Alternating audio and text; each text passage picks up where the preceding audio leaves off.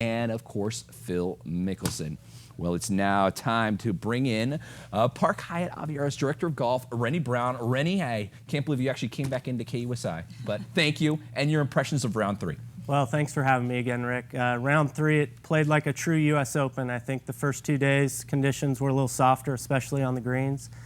Today, the USGA took a little bit back. Low score for the day was 2 3-unders by Eric Compton and Ricky Fowler, and it certainly played more like a true U.S. Open test today, and I think you'll see a little bit more of the same tomorrow. This guy, Martin Kaymer, let's talk about him. He's going to sleep on the lead for the 3rd straight night. What's impressed you about the German, and what about sleeping on the lead? Well, certainly, I mean, he's a major champion. He won the PGA Championship in 2010, so I don't think he's going to be afraid of the spotlight, so to speak. So I think he'll rest comfortably tonight.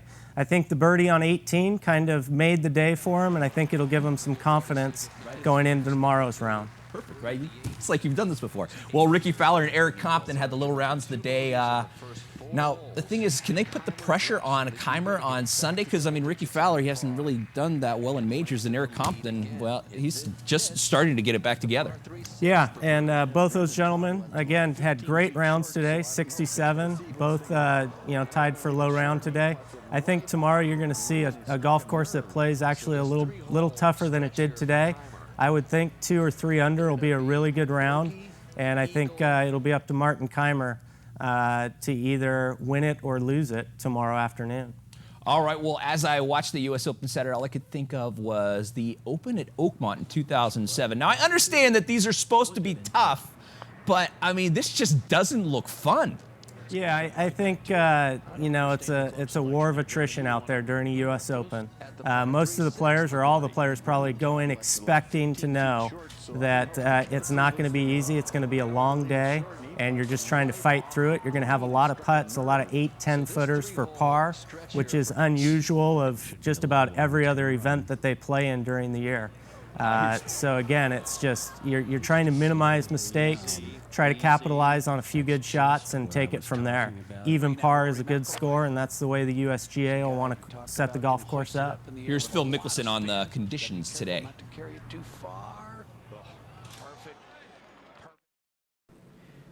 The pins are so close to the edges that if it went sometimes 4 to 6 feet on that one side, it was down in a bad spot.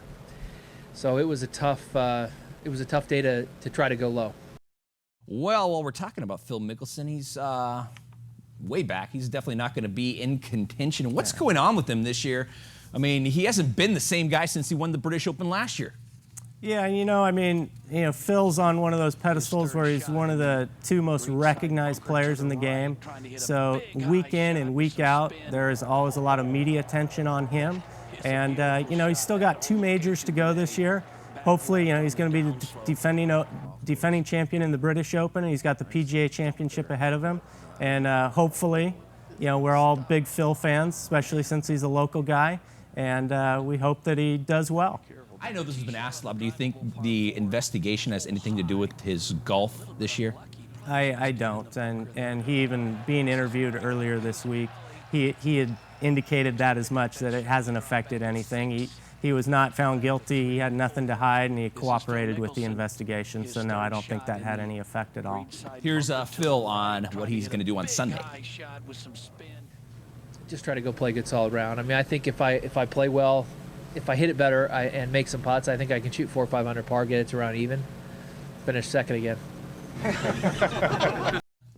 We laugh about it, but that's got to bother him a little bit. Yeah, Phil's always good for a couple of those, and he's such a good guy. Everybody's going to be rooting for him tomorrow, and hopefully he does shoot 5 or 6 under. That would be exciting to see. I don't think that's going to be enough, though. To get to that 7th second. All right, well, earlier this week, Rory McIlroy, he sat down with Jack Nicklaus, and Jack said after he shot the great round of 62 and then shot a 78, he said, don't be afraid to change your swing mid-round. Now, you, as a golf professional, that sounds like the most ridiculous thing I've ever heard in my life. And I can't believe I'm going to say this, but I would agree with you, Rick. That does sound ridiculous. I think, I don't think any player is going to go change their swing mid-round.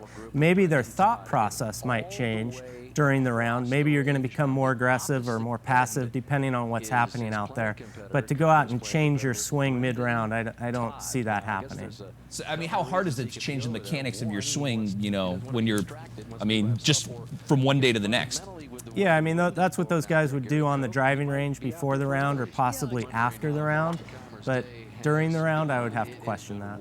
Okay, now here's a look at the winners of the Open since 2003. We're going to roll some video. Now, it doesn't bode well for Martin Kaymer. If you look at the video right there, only 2 people since 2005, Rory McIlroy and Tiger Woods, won after leading going into the final round. Your thoughts on that, and then also predict your winner. Yeah, so, I mean, Martin Kaymer's got a 5-shot lead. He shot the low round of the tournament twice. He's certainly in the driver's seat. You know, funny things can happen at a U.S. Open. We saw the bunker shots hit by Phil and Rory McIlroy, but Martin Kaymer's in control, and it'll be up to him to win or lose tomorrow. I think he goes out again with the birdie on 18 today. He's going to sleep well tonight, and I think at the end of the day tomorrow, and again, we talked about this, I'm 0 for 2 on my predictions this year, so I don't want to jinx the guy, but I think Martin Kaymer is going to be your winner tomorrow. All right, he's picking Martin Kaymer. Renny Brown, thank you so much, and you definitely want to go up there to Park Hyatt Aviar and check out that golf course. It's pretty darn nice. I don't know what you and Renny are talking about. My swing changes every hole. Oh. That's why you do this That's why I don't golf with you. Keep this job. All right. Thank you, Rick. You got it. Thanks. All right, stay with us. We'll be right back.